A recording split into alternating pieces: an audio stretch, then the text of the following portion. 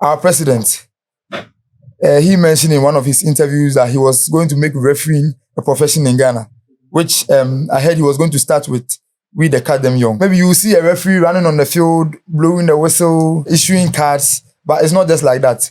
We officiate with concepts. So we have concepts of the game. We have our running style on the field. We have how we follow play. Before you go for a game, maybe Barcelona versus Real Madrid. Give us a local context.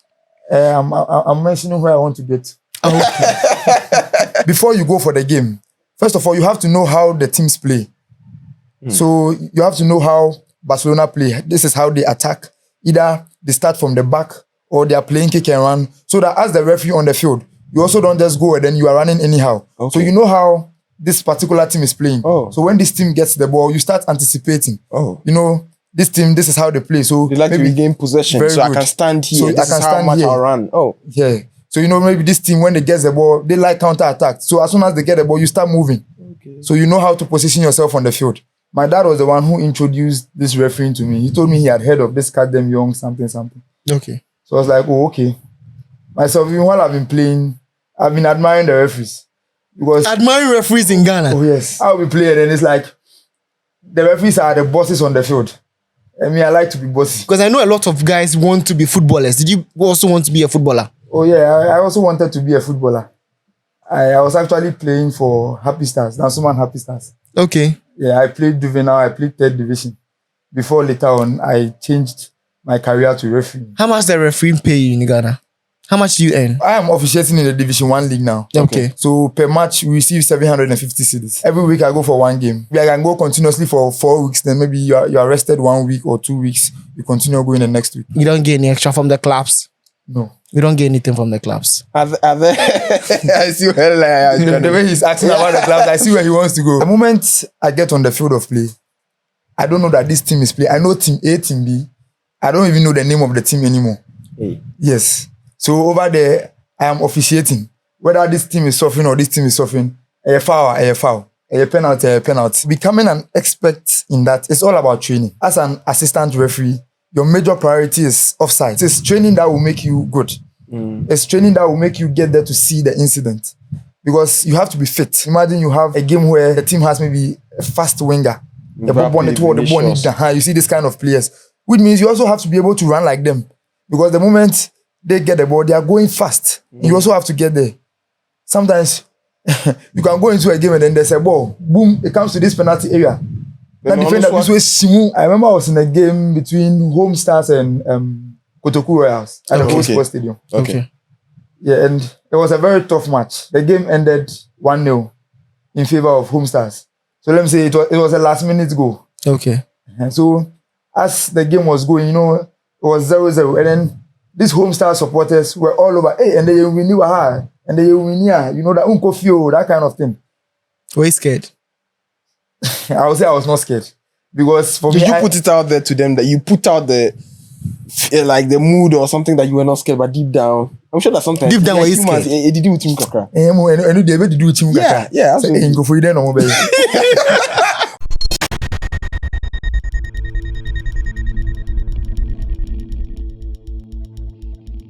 Nana Kofi Amwa is a Ghana Premier League referee. He is a part of the Catch Them Young project. Nana Akwaba. Chi de order for how they are having. Like open brofo no more. Na so cheese here do. But chi de order for how they are having. It's a bit far kaka. Okay. Who started or Brabo? Like where do you start your career from? My career as in refereeing. Yes. I started from the Accra Sports Stadium. That is where I started going for the refereeing classes. That was in 2022. 2022. But before then, did you have the zeal? Did you feel... Because I know a lot of guys want to be footballers. Did you also want to be a footballer? Oh yeah, I also wanted to be a footballer. I was actually playing for Happy Stars, Gassama Happy Stars. Okay. Yeah, I played juvenile, I played 3rd division. Before later on, I changed my career to refereeing. Why did you give up? I didn't give up. Actually, while I was playing, after school, I started working at one company, Promasido. So I wasn't getting Promasido. time. Yeah. Free adverts. I wasn't getting that time for training and all those stuff. So at a point, I was not going for training. I Okay. was just focusing on going to work. So my dad was the one who introduced this refereeing to me. He told me he had heard of this Cat Them Young something. Okay. So I was like, oh, okay. Myself, even while I've been playing, I've been admiring the referees. Because, Admiring referees in Ghana. oh yes, What happened? I'll be playing and it's like, the referees are the bosses on the field. I mean, I like to be bossy. Yeah. So I was like, okay, since my dad is telling me about this referee, let me go and see what is there. So he showed me. I went to Accra Sports Stadium. I went to the first day I got there. That day they were doing the practical training. So they were on the field. I was like, even as a footballer, I have not played on the Accra Sports Stadium before. So today I have to also enter the field and go and see what is there. So I also went. I joined them. Then we were doing some practice. That was my first day. So I was at the sites. Then I saw everything that went on. So from there, I started to love everything they were doing. So every time I was going for training, I was going for their lectures. Then I'm here today. You are here today. But definitely we'll take the trajectory one after the other because there's a story worth telling. Now, okay, so Papa introduce you to referee the Catch Them Young project. But personally, now when you feel in there, did you ever dream of becoming a referee? Oh, initially I never had it in mind. Never had it in mind. Nah. Now you see a lot of hooliganism on referees, people beating referees here and there, making bad decisions, people talking about them on social media. Didn't that ward you off from becoming a referee in Ghana? For me personally, since the very day I had interest in the job, nothing has, let me say, put fear into me or something. Even though I hear about it, but say Abu referee wa hire referee say, I hear about it, but I still believe for me, I wouldn't go through that. Let me take you to educational level a bit because it feels your English is up there. Where did you start school? What level did you get in terms of education? Well, in terms of education, I'm a senior high school graduate. Okay. Which school? I actually went to St. Andrews Senior High School. St. Andrews. Yeah. Okay. So from the senior high school, where did you go to? Or then you decided to hold on a bit? So right after I completed school, as I said earlier on, I started working at Promasido. Yeah, so After senior high school. Senior high school. I was working as a factory hand. Okay. So you still work there? No. So now refereeing is your full-time job? Right now, I want to go to the university. So that's why I stopped working at Promasido. Okay, so let me understand you clearly. In Ghana, in my earlier, statements, in my introduction, I stated professionalization of referees is a big problem. Whereas FIFA president stated that we need to professionalize referees, as in making it a full-time profession. In Africa, it's not the same. Ghana Football Association members have stated that in Ghana, refereeing is not a full-time thing. Now, you don't have any job. You are working refereeing as a full-time thing. Is that beneficial, especially for someone who is of the Catch Them Young hierarchy? Just as you said, so refereeing is not a profession. Let me say it's a hobby. Because as a referee, you have to also have your work that you are doing. You mean refereeing in Ghana? Yeah, should I say refereeing in Ghana? Refereeing in the world. But up there now, they've made it a profession in some countries. That's what I'm asking you. Yeah. You mean refereeing in Ghana? Because in the world, to the top referees, it is their profession. Sure. There's a line of channeling, there's a line of scheduling for referees in but even in Ghana, now, our president, he mentioned in one of his interviews that he was going to make refereeing a profession in Ghana, which I heard he was going to start with the Catch Them Young. So we are yet to see that. That's why I was asking that you mean in Ghana. Yeah, okay. So let me say in Ghana or in Africa, because I don't know of any African country where I'll say refereeing is a profession yet. We know of others, but that's your opinion, so that's okay. Okay, then let me use Ghana. Since we are in Ghana, let me say in Ghana. But would you love it if it became a profession? Sure. You say you have ambitions of going to the university. Yeah. Imagine you are in the university, you become a senior lecturer, you become someone prominent in the society, and let's say you have a big job paying thousands of Ghana cedis, and then there is this refereeing job, would you still venture the refereeing, knowing very well it doesn't pay as much as your full-time job will? As in when refereeing becomes a profession. That's it. Yes. If refereeing becomes a profession, I would choose refereeing. Over the job that pays thousands of cedis. Sure, I'll choose refereeing. How much the refereeing pay you in Ghana? How much do you earn? How much I earn? Yeah. Give us a range. A range. Not Yeah. a particular figure. Okay, for I am officiating in the Division 1 league now. Okay. So per match we receive 750 cedis. That's per match. Okay. Per match. Yes. So how many And matches? how often in Yeah. a week do you like officiate games? So mostly every week I go for one game. Okay. So maybe I go for a game this week. Maybe I can go continuously for 4 weeks. Then maybe you're rested 1 week or 2 weeks. You continue going the next week. Okay, but that would mean that you said 750 CDs. Yeah. 750 CDs For means- Division 1. for Division 1. Yeah, for Division 1 league. that is for a referee or an official. Yes. For that's in a week if you go once. So Sure. it means that if you go 4 times in the month, so in a month for 4 different weeks, it means that you're earning over 3,000 Ghana cedis Yeah. at the Division 1 level. That's- in a month. If you're officiating just once every week, that's 4 times in a month. Isn't that a little bit okay for a Division 1 referee in Ghana, per the nature and the economy and like how difficult things are? In your opinion, that's what I'm asking. In my opinion, I'll say it's okay. It's okay. Would you more than How old are 3K? you? In a month, would you more than 3K for 4 appearances? They say, How old are you? I'm 23. 23. Yeah. You don't have a family. You don't have kids. You don't have kids. You don't have a girlfriend. a Do you have a girlfriend. girlfriend? A girlfriend. Okay, yeah, I have a girlfriend. I like the baby. Do you give the girlfriend She's one? watching. If you deny her, we. Oh, I have a girlfriend. You I have a girlfriend. Do you give the girlfriend a monthly allowance? Monthly allowance. Yeah. I don't give my girlfriend monthly allowance. What do you She's give? also working, so maybe some little support, but I Little don't give her support. any allowance. But you give your father, your mother allowances. I don't give my father, my mother allowances, but it will more and will seek me more. Yeah. Okay. So with the 3,000, it's enough to do your basic stuff, or you get extra from the refereeing as well. Oh nah. You don't get any extra apart from what the Ghana Football Association gives you. No. You don't get any extra from the clubs.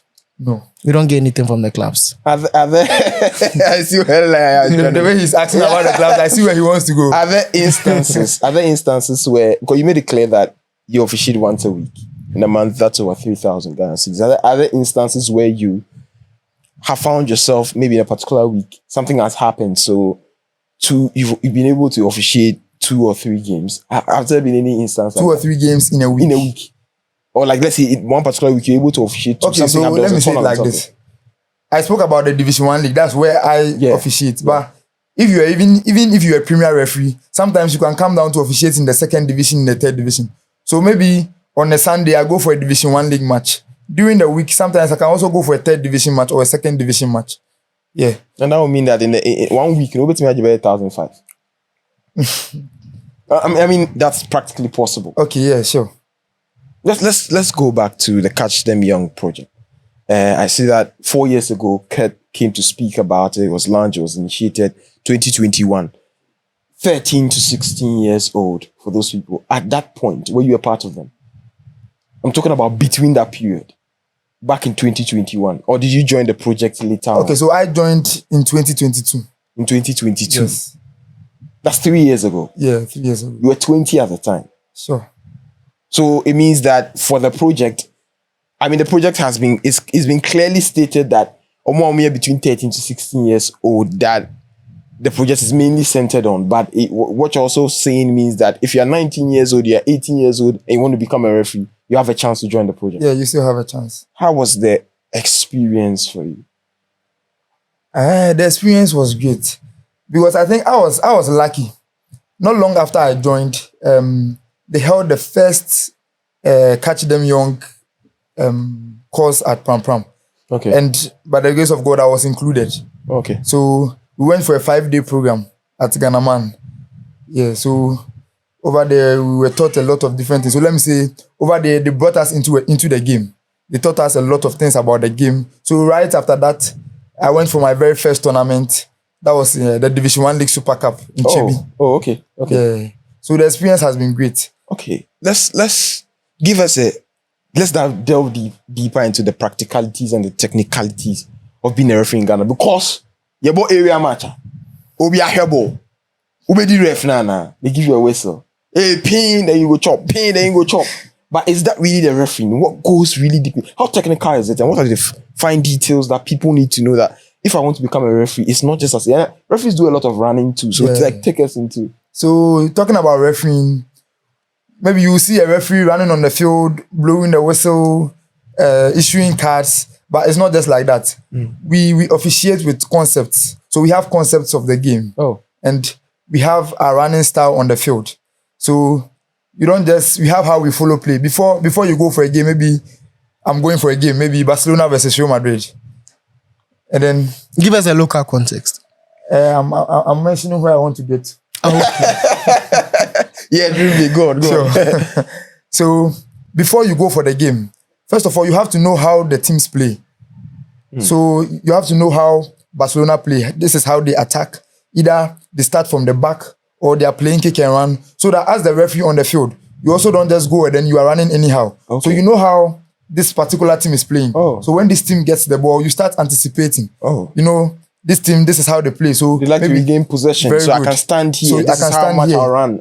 Yeah. So you know, maybe this team, when they get the ball, they like counter-attack. So as soon as they get the ball, you start moving. So you know how to position yourself on the field. So that's the concept of officiating. Yeah.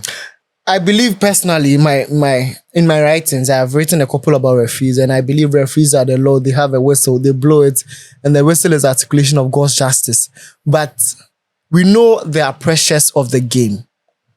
Have you ever been pressured by clubs, administrators, players on the pitch? What's the match day experience like? The match day experience, talking about pressure from the players, and then from maybe, let me say, the technical bench. Yeah. For the pressure, is always there. But as a referee, you have to know that you are the one controlling all these players and all these technical people over there.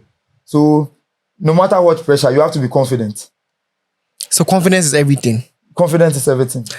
Give me an in-game scenario where you've gone for a game, and give me cues, give me examples. I want to hear mention of clubs where in the Division 1, where you are in the middle of the pack as the middleman, and there were difficult circumstances that you needed to take drastic actions. Okay, so I'll say, talking about the players and then everyone is in the inner perimeter. Yeah. For them, if they are misbehaving or if there's any pressure coming from as the referee, you know, for them, you can control them. Because if I'm the referee in the middle, and then maybe someone from the technical area or a player is trying to give me pressure, is trying to disturb my game, I know how to get you out and then I have my good game. But sometimes, many times, the pressure is from the supporters. Because the fans are the pressure. Yeah, the fans. Because many of our stadiums, we play this Division 1, you know, the supporters are a bit close to the pitch. So sometimes you are officiating and then you can hear whatever they are saying. And sometimes some people try to come to the inner perimeter and all those things. So I'll say that's where the big deal is. But for the players and then the technical people, we are able to manage them. I'll stick to this question because I feel you've left out various points in this one. I wanted an in-game scenario where you are in the game. Give me one game you were in that what you just stated happened and how you dealt with it. Mention some. Okay, I was in the game versus Kumasi versus Asante Kotoko versus Accra Atifo, and this happened. In-game scenario. Okay. I remember I was in a game between Home Stars and Kotoku Royals at the Home Sports Stadium. Okay. Yeah, and it was a very tough match. So, and as a 23-year-old. Yeah. Okay. It was just recently, I think, just before the Christmas. Yeah. And the game ended 1-0 in favor of Home Stars. So let me say it was a last-minute goal. Okay. And so as the game was going, you know, it was 0-0. And then these Home Star supporters were all over. Hey, and they win you and they win here. You know, that Unko Fio, that kind of thing. Were you scared? I would say I was not scared.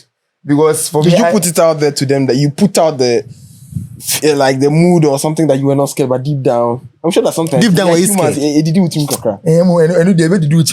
Yeah, absolutely. Go for you then, no Now we two home team. Yeah. So when the game, so let me say that game, I'll say luckily the home team won. That was Home Stars. Oh, Luckily. Let me say it like because the way they were behaving, if they didn't win, I don't know what they would have done. So you were scared? I was scared, kaka. Were you scared or you were not scared? Okay, let me say I was a bit scared. Me, I was not too scared because I knew I was doing the right thing. Okay. So even when we near, meaning say my am film there. Okay. I've done the right thing. So why should you attack me? Okay. Yeah. Okay, so that's a typical game. If you do not know what Home Stars and Kotoku Royals, how it feels like playing in the Volta region, Charlie, take a cue. Just take a visit to Volta region to have a look at how some of these games happen. The games, Heart of Lions and the likes, Charlie. It's a whole different experience. But we'll stick to the Catch Them Young project. Would you say, and this is your camera, talk to Keto Kweku. Would you say that this project is a phenomenal project? Okay, first of all, I'll say a very big thank you to Mr. Keto Kweku because this Catch Them Young policy has really helped a lot of us, a lot of we who have benefited from this policy. So I'll say a very big thank you. And then I'll urge that they keep up and then keep bringing up young ones because it has really been of good help to us. Yeah. Okay, now let's come back to the game. Have you been disrespected in the game? Did you feel, example, you were in games where there were big profile players who have played in the Premier League before, players who have traveled outside the country and returned, that who are playing the Division 1 now, and you felt this player is trying to disrespect me. This player is trying to, because of your age and because they know you're a product of the Catch Them Young project. Okay, I'll say I've not been in any game where players would disrespect me. Because for players, I'm sure they know they are always supposed to respect the referee. Yeah, so for players being disrespectful to me, I've not met anything like that. okay. I just want us to go back a little into the life of a referee. I know that for footballers, you've talked about a little bit of technicalities that come with being a referee. You said there are concepts, you need to understand the teams that are coming to play and all of that. For footballers or for swimmers like this, their diet is important. Their where they are moving to is important. How they carry themselves about is important. Every single detail matters. If they're supposed to take tea and they go and eat gobe and they jump into that pool or berry, because those few milliseconds matter so much in swimming. It matters so much in athletics. Those things matter. Now let's go into the life of a referee. What are the practical things, or what goes on into the life? If before a match day, or I have a match over the weekend, how do I prepare for something like that?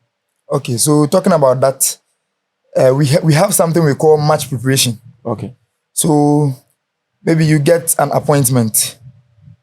You know you have a match. That many times the appointment comes Wednesdays. Okay. So maybe you receive your appointment on Wednesday. You know you have a match on Sunday. So you have to start preparing for your match. You have to know how to train before your match. So with match preparation, when you go on the field, it's different from your normal training session you have been doing. Okay. Yeah. So you know how you prepare for your match. You go through your match training, match preparation protocols. And just as you are talking about knowing what to eat and all those things, it's the same in the life of a referee. Or let me say even every sportsman, because as a referee, training is number one.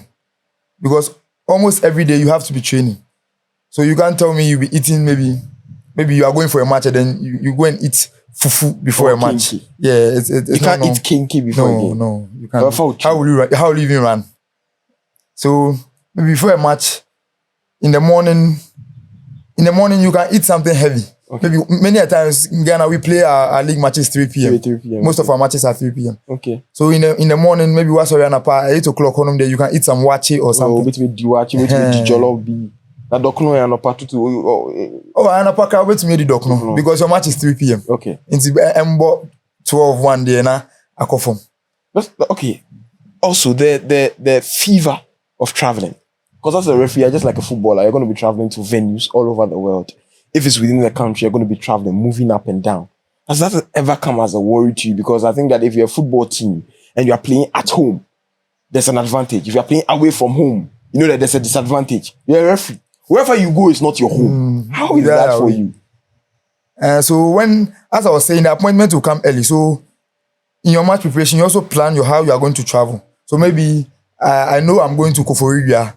So I know maybe from Accra to Koforidua is about not more than 2 hours. It's not more than 2 hours journey. Yeah. So I set off early in the morning. I get to the stadium early. I have a place. I rest before the match. Yeah. So when you're traveling, do you go alone? Do you go with the clubs? How do you travel to stadiums or like stadia as a referee? And so many times it depends. Maybe if my colleagues I'm going for the match with are also from Accra, maybe we can meet at the station and then we go together. The colleague official. The colleague official. Yeah. Sometimes maybe you are from Accra, the other person is from Tamale. We come from other regions. So sometimes maybe two officials from Accra. So maybe we from Accra, we meet at the station, we go together. But if the others are from other regions, we meet at the stadium. There's a long-standing tradition in the Ghana Premier League. I don't know if it's in the Division 1, 2, but it appears clubs often will contact you and then they give you a place to sleep.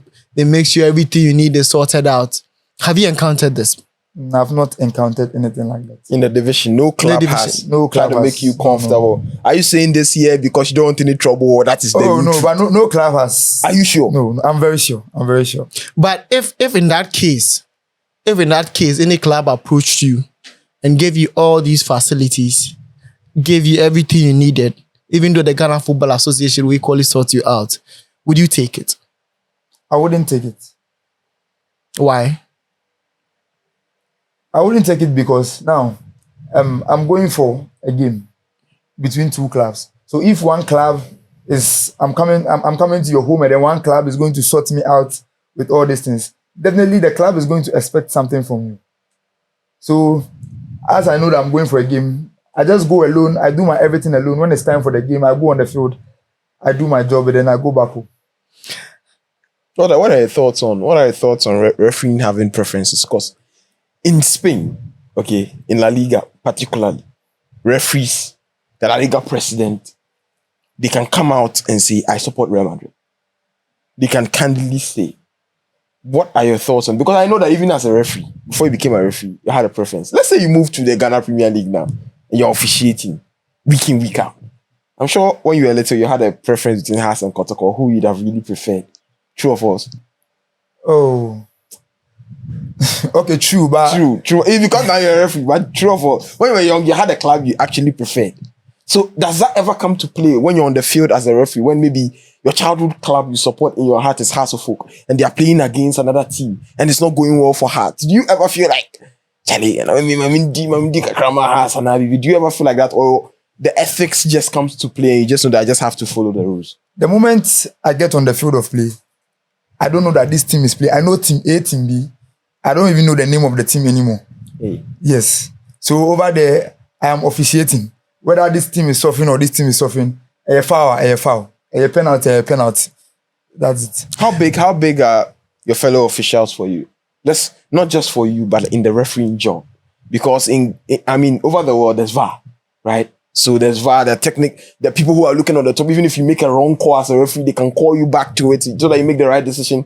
Here, there's no VAR. And I know that Keta said that with time, we're going to see something like that in our football. Yeah. How big are your officials for you? The guy right next to the opposition box, the guy who's bringing the substitutes in, the second man, the third man referees. How big are them for your job?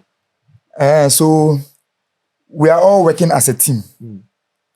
So if I am the referee for the day, I am in the middle. I have my assistants over there and my fourth referee too. Yeah. So if there's any incident I don't get clear, they are there to assist me. So if you make a decision, you make a penalty call, or the ball, there's no goal line technology in Ghanaian football. Sure. Be a ball shot, a ball bar, and I say across the line. We will say, hey, and you go. They are screaming. The players are running to you. Then your assistant is right next to the goal and say, hey, you go. And you've already made a call that no go. Are you going to overturn it and say, and direct your hand to the halfway line? Like how do you navigate So like that? just as you are saying, so many a times when a goal is scored, so maybe something like that, we referees, we know what to do. So before you take any decision, so maybe there's a shot, pam pam, and then the players are screaming go or no go. First of all, I'll look at my assistant first before I take any decision. So I'll not take the decision before I come and look at my assistant and he's saying maybe I say it's a goal and then he's saying it's not a goal. So before I take the decision, I'll first of all look at him. I'll look at my assistant first. Unless the decision is maybe in the middle of the field. That one, foul, P, magic foul. So when the assistant says... No, hold on. Saying you look at your assistant before, aren't you given equipment to use? Yeah, sometimes we use equipment. Sometimes? Yeah, sometimes. It's not all matches that we use the equipment. So if we are using the equipment, we communicate with the communication gadget. How many times, put on a scale, how many times don't you use equipment? 60%. Most of the time, you don't use equipment. I would say 50-50 because I think in my last 4 games, we have used equipment. So it depends on the profile of the game before you use equipment. It doesn't depend on the profile of the game. And you know, sometimes even if I'm going for a game, I can request for communication gadgets from the FA. You have to request before it's given. Yeah, you can request for it. So if you don't need it, they won't give it. If you don't request and you go, fine. So if you don't state it candidly on camera, I know that it's like you are putting me a tight corner or tight row, but if a referee have to request for it? One game and he does not require or ask or request for these equipment, he can go ahead and just if you don't request for it. Yeah, me like this, I've not requested for some before. But so the games I've gone for, my colleagues come with them. So they come with them. And then some people have their personal communication gadget. My last game like this, my assistant referee came with his communication gadget. Yeah. His personal one. Some have their personal gadgets.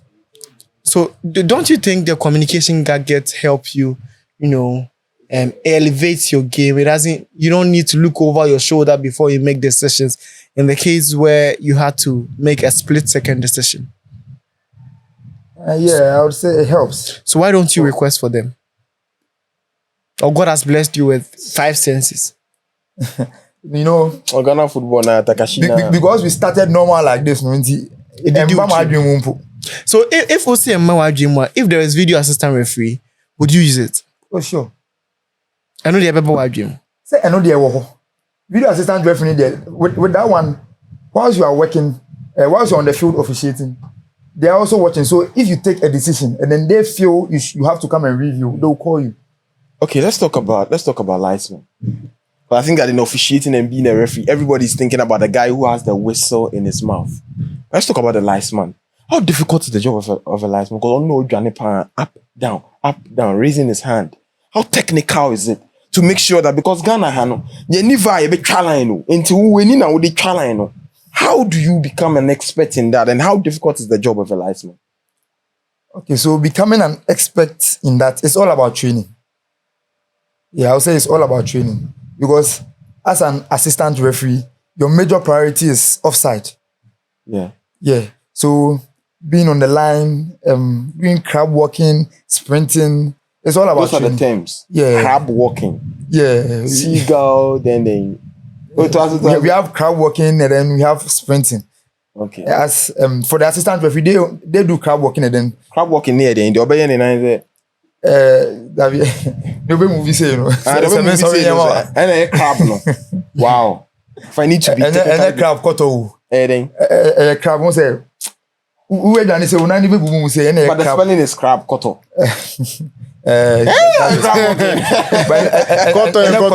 Homonym. Okay. All right. The guy is brilliant. It's brilliant. Yeah, and I wish you the best and towards your But I have a few questions before you go. A few questions. Okay, I know Ket has done a lot for you as, catch the young project, but are there games where you've given a red card and then later on you go home and say, no, this decision, I should have made a better decision? Yeah. We have a lot of Premier League scenarios where referees and later on see the video and they are like, no, I shouldn't have made this Might not be a decision. red card, but like a big decision that decided the game, and you're like, Ukufia were like, and then that be Not at all. So not unfairly fine. Nah, That's why it gets to referees. Oh yeah, it does. For that one, it happens. It happens. You know, just as up there, let me say Abuche, they have the video assistant referee, where sometimes you take a decision and then you come and then you change your decision. Now, here we don't have that equipment. So you take a decision and then that is the decision. So sometimes maybe you come back home and then you watch the video and you're like, oh, okay, for this decision, I didn't get it right. Or we the man Dianca, it would have been okay. It happens. It happens. Sometimes maybe you can take a penalty. Then you go back home, you see the video and you're like, oh, okay. It actually happened like this, but on the field, I saw it this way. You know, taking this split-second decisions on the field, it's not easy. Difficult. It's not easy. And when you're standing to as a referee, you don't see it clearly. How difficult is that? For the scene, you have to see it clearly. That's why, as I said earlier, we have concepts. Yeah. And that is why I said earlier on that as a referee, you have to be training. Because it is training that will make you good. It's training that will make you get there to see the incident. Because you have to be fit. Yeah. If you are not fit, and then these players are kicking, imagine you have a game where the team has maybe a fast winger.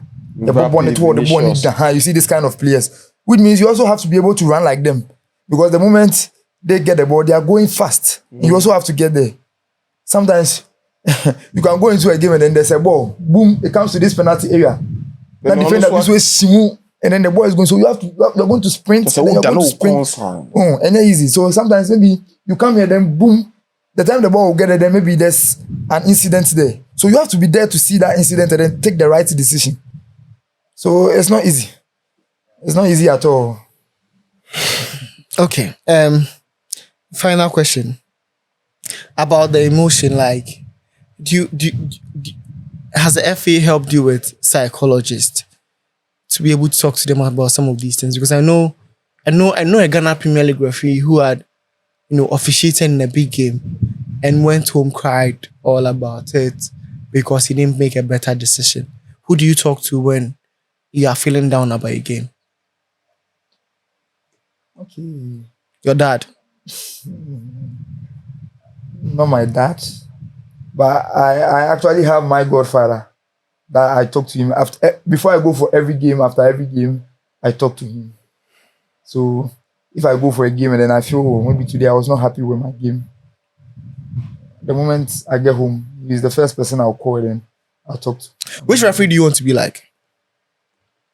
Collina! Referee You for Bob Santo. You for Bob Santo. I go do that one. You want to be like referee Collina? I want to be more than him. You want to be more than him? Yeah. In the Ghana Premier League context, which referee do you want to be like? In the Ghana Premier League, I would say referee Charles Bulu. Charles Bulu. Yeah. You want to be like him? Achieve so much. Yeah. I would say referee Charles Bulu and referee Daniel Lai. Daniel Lai. Yeah, Daniel Lai. Okay. In the African context, let me open it up a bit. There are brilliant referees in Africa. Who do you want to be like?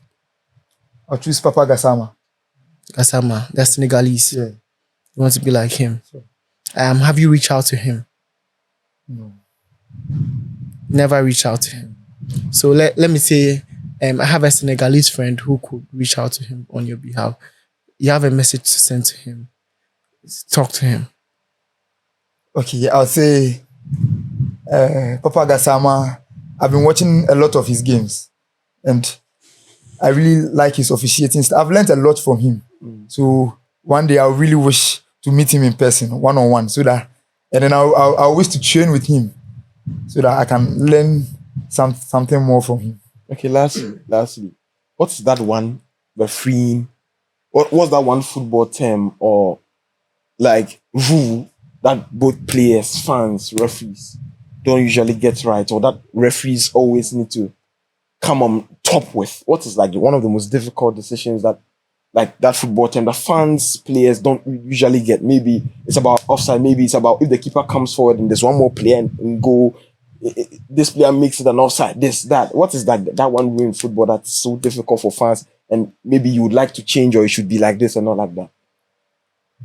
If I'm getting you clearly, are you saying maybe one major thing that One major term, maybe the way penalties are being called, maybe it's the offside rule, maybe it's okay, like something that in the should change? refereeing like space that should be changed, like a rule, something.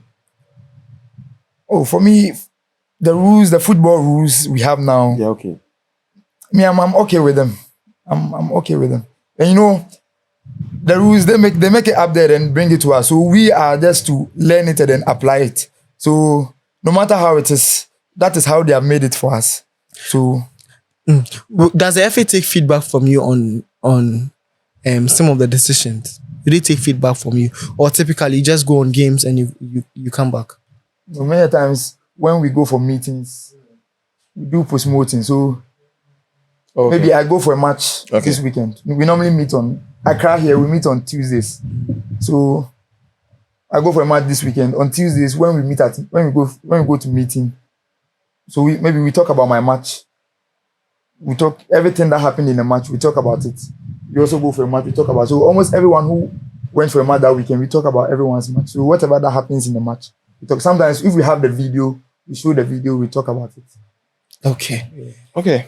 Yeah, thank you so much for coming and joining us for I today. think that's been really insightful Yeah. for me, and I mean for our viewers. Yeah. We'll follow you. Yeah. We'll follow you, be a big one. So that when you're walking the street and somebody calls you, hey, referee, don't feel Referee, surprised. I'm one.